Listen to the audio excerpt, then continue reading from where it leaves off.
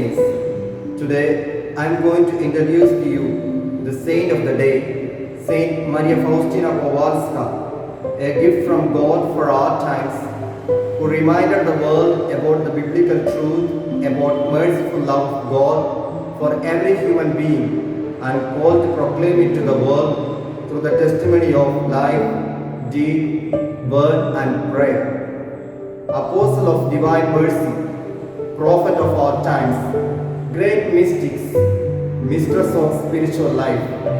These are the epithets usually appended to the name of Sister Faustina Kowalska, who belonged to the congregation of Sisters of Our Lady of Mercy. Sister Faustina is one of the church's most popular and widely known saints and one of the greatest mystics in the history of the church. Sister Faustina was born on 25th August 1905 in Poland to Mariana and Stanislaw Kowalski as the third of 10 children. 2 days later, she was baptized with the name Helena. At the age of 9, she made her first Holy Communion. She attended the elementary school for merely 3 years, and then from the age of 7, she went to work as a housekeeper in various well-to-do families. From the age of 7, she had felt the calling for religious vocation, but her parents would not give her permission to enter the convent. However, impelled by the vision of suffering Christ, in July 1924, she left for Warsaw to find a place. For another year, she worked as a housekeeper to save money to join the convent.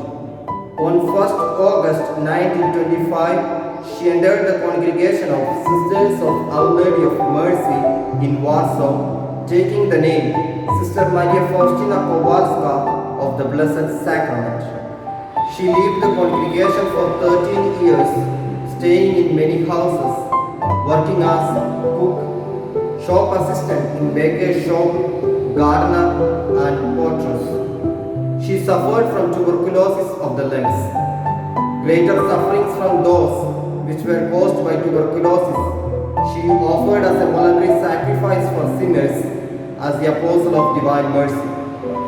She experienced also many extraordinary graces such as apparitions, ecstasies, the gift of bilocation, hidden stigmata, reading into human souls, the mystical betrothal and nuptials. Jesus not only revealed the depth of his mercy to Sister Faustina, but also gave her new forms of worship.